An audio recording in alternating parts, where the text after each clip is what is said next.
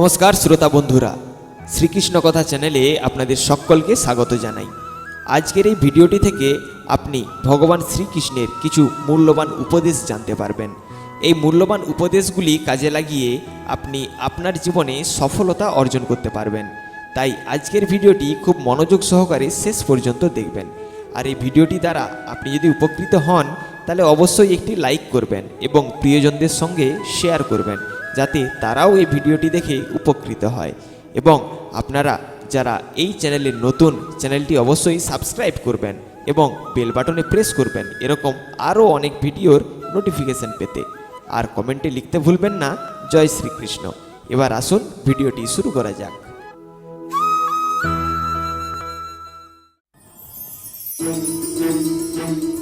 রাধা রাধা। আপনারা হয়তো ভাবছেন কি আশ্চর্য ব্যাপার, প্রত্যেকবার আমি কথা শেষ হওয়ার পরে রাধা রাধা বলি। এইবার আমি আগেই বলে দিলাম। কারণটা কি? কারণ হলো অত্যন্ত বিশেষ। প্রত্যেকবার কথা সমাপ্ত হবার পরে আপনাদের সবার মধ্যে ভালোবাসা বিতরণ করতে চাই, তাই রাধা রাধা বলি। কিন্তু এইবার এই নতুন এবং বিশেষ সূত্রপাতে প্রথমে প্রেম বিতরণ করা অত্যন্ত আবশ্যক। এবার একটা বিষয় আছে যা জানেন হয়তো সকলেই, কিন্তু বুঝতে খুব কম জন পারেন। এই প্রেম, এই আনন্দ, এই সকল কিছুর সূত্রপাত হয় নিঃস্বার্থ আবেগের দ্বারা। ঠিক যেমন একজন মাতাকেই দেখে নিন।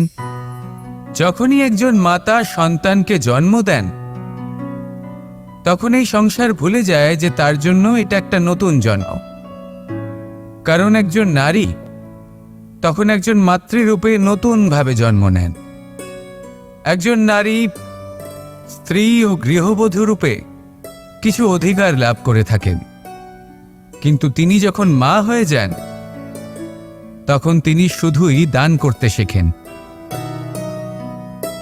নিজের সন্তানের জন্য কত কিছুই না করেন, তাকে বাৎসল্যের সাগরে ভাসিয়ে নিয়ে যায়। এই সংসারে রাজকুমার জন্ম নিতেই পারেন, তাকে রাম এবং লক্ষ্মণ কিন্তু মায়েরাই বানিয়ে তোলেন। একজন গোয়ালা জন্ম নেয়, তাকে দ্বারকাধীশ একজন মাই বানিয়ে তোলেন।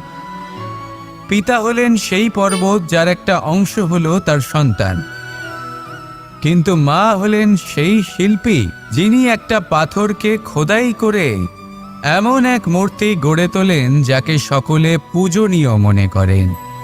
তাহলে স্মরণ করুন সেই সকল মুহূর্ত যেগুলি আপনি নিজের মাতার সাথে অতিবাহিত করেছেন। অনুভব করতে পারবেন যে কিভাবে এক মুহূর্তেই এই মন প্রফুল্ল হয়ে ওঠে। এবারের কারণ কি?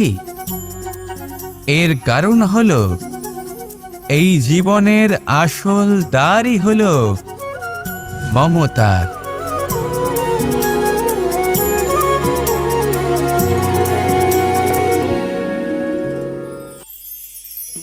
আমি রাধাকে ভালোবাসি, আর এই কথাটা সমগ্র সংসার জানে। আর সময় অন্তরে লীলার দ্বারা, বিভিন্ন ঘটনা দ্বারা, কর্মের দ্বারা আমি নিজের এই ভালোবাসা রাধার সামনে প্রকাশ করি। এবার আপনি বলবেন, এসবের কি প্রয়োজন? রাধা কি এই কথা জানে না যে কৃষ্ণ তাকে কতটা ভালোবাসে? অবশ্যই জানে, কিন্তু এই যে ভালোবাসা, তা মনে রেখে দেওয়ার জন্য নয়, তা প্রকাশ করার জন্য। আর বারংবার এই ভালোবাসাকে প্রকাশ করা উচিত, উচিত সময় এবং উচিত সুযোগ দেখে। কিরকম? এবার যদি আপনি প্রেমীর সাথে কোনো উৎসবে থাকেন, তাহলে তার সাথে নৃত্য সঙ্গীত করুন। যদি ভিড়ের মাঝে থাকেন, তখন প্রেমিকে সম্মান করুন, একান্তে প্রসাধন করুন। দুঃখের সময় তার হাত ধরে থাকুন, সুখের সময় আলিঙ্গন করে রাখুন। এই প্রেম যত প্রকাশ করবেন, ততই এই প্রেমের বৃদ্ধি হবে। এই প্রেম আরও বেশি গভীর হবে, অটুট হবে। তাই এই প্রেমকে মনে নয়, আপনার জীবনে স্থান দিন। মন খুলে প্রকাশ করুন, আর আমার সাথে ভালোবেসে বলুন, রাধা রাধা। আমার কাছে যশোদা মা যেমন, আমার কাছে দেবকী মা যেমন, আমার কাছে ঠিক তেমনই হলেন গোমাতা। এবার ভেবে দেখার বিষয় হলো এটা যে এই সংসারে অসংখ্য প্রাণী আছে, একজন গাইকে একজন মায়ের মর্যাদা কেন দেওয়া হয়? তাহলে এর অনেকগুলো কারণ আছে। এই গাই অর্থাৎ গোমাতা, এনারা হলেন অত্যন্ত শান্ত, শান্তিপ্রিয়, কখনো কারোর কোনো ক্ষতি করতেই পারেন না। গোমাতা যে দুধ নিজের বাছুরকে পান করান সেই দুধই আমাদেরও দেন। সেই দুধ পান করে আমরা শক্তি লাভ করি। এই দুধ থেকে আমরা মাখন, ঘি, পায়েস এইসব সুস্বাদু খাবার লাভ করি। গোমাতার গোবর আমাদের জ্বালানি হিসেবে সাহায্য করে, যার ফলে খুব কম সংখ্যক কাঠ ব্যবহার করা যায় এবং বেশিরভাগ জঙ্গল সুরক্ষিত থাকে। গোমাতার গোমূত্র সেটাও আমাদের কাছে লাভজনক।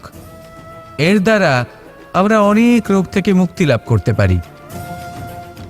গোমাতা যখন একটি বাছুরকে জন্ম দেন তখন সেই বড় হয়ে আমাদের ক্ষেত কর্ষণ করে। সেই জন্য গাইকেও জীবনে মায়ের মর্যাদা দেবেন। যতটা সম্ভব তাকে সেবা করুন এবং ভালোবেসে তাকে পালন করুন। এই মন নিজে থেকেই প্রসন্ন হয়ে বলবে, রাধা রাধা। কখনো কোনো প্রজাপতিকে উড়তে দেখেছেন? কি সুন্দর উড়ে বেড়ায় সে, এক ফুল থেকে অন্য ফুলে, এক পাতা থেকে অন্য পাতার উপর। কিন্তু সে কিভাবে উড়তে শেখে কখনো ভেবেছেন? জন্ম থেকেই কিন্তু প্রজাপতির ডানা থাকে না, ও কিন্তু ছোট্ট একটা ডিমের আকারে জন্ম লাভ করে। তারপর সেই ডিমটি ভেঙে একটি কীট বাইরে আসে। আস্তে আস্তে সে বড় হয়, ওর শক্তি বৃদ্ধি পায়। তারপর সে সেই কীট দশা ত্যাগ করে নিজের ডানাগুলি মেলে। এই প্রক্রিয়া তার কাছে সরল নয়, অত্যন্ত যন্ত্রণাদায়ক প্রক্রিয়া, কিন্তু সে সেই যন্ত্রণা মেনে নেয়। আর তারপর আস্তে আস্তে সে উড়তে শেখে। শুধুমাত্র আকাশে উড়ে বেড়ায় তা নয়, আমাদের মনের মাঝে উড়ে বেড়ায়। এবার এই ডিম থেকে প্রজাপতি হয়ে ওঠার যে যাত্রা, এটা যতটা কঠিন ততটাই কঠিন হয় এই সংসারে শ্রেষ্ঠ কর্ম করা, ততটাই কঠিন হয় এই সংসারে মহান হয়ে ওঠা। সেই জন্য প্রয়োজনীয় প্রচেষ্টা এবং সময়। নিরন্তর প্রচেষ্টা করতে থাকুন, পর্যাপ্ত সময় নিন এবং আপনি নিজেকে এই আকাশে উড়ন্ত অবস্থায় পাবেন।